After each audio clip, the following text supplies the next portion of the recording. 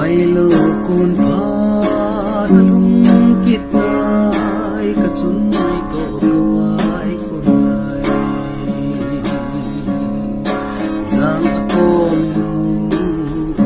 so.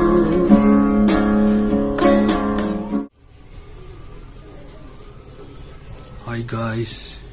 tuni khua lakan ni sa dikatiin lakan sa gutsu aji chomchan sing kati 1996-97 ichivel chun kanao te kha amin chu chun hulal kiti kon chunlal kati wen phungsi su nai pon tin hang sing ho ai in chule ama hi apa jong galaya chu thi tan au khadam pusal khadam ana thi hi hichlai ta chun ama yong hi chapang cha an hi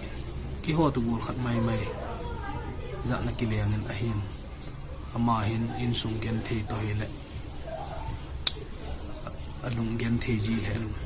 chatel ama han ila kona la an sa thi ham gin cha lelin Vailou kun phat lung ki tai ki ti tela asajin ahin hu cha tai vet na po na lung jingin ai la ma jong pon be se nen tu ti ti em yong thing noi ma lu ning ka ting ku u phu be ka pa phu be lang e ta lung gel an ni chun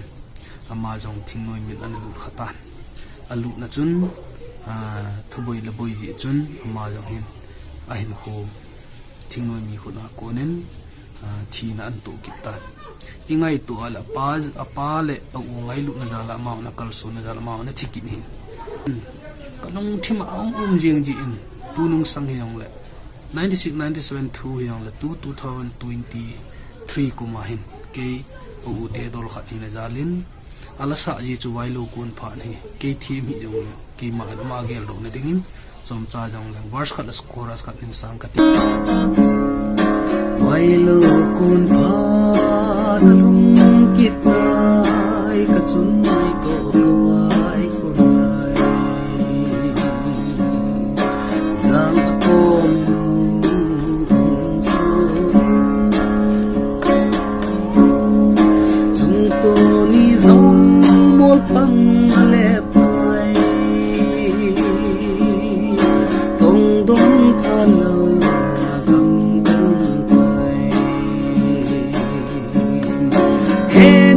lấy xe chung hia với gì nát ra cái man ghen thế cất thô tai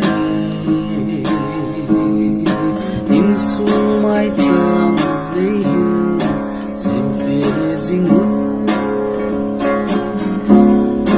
hít chung bất thiên vang pe cất chân đâu ga mel ma cất gió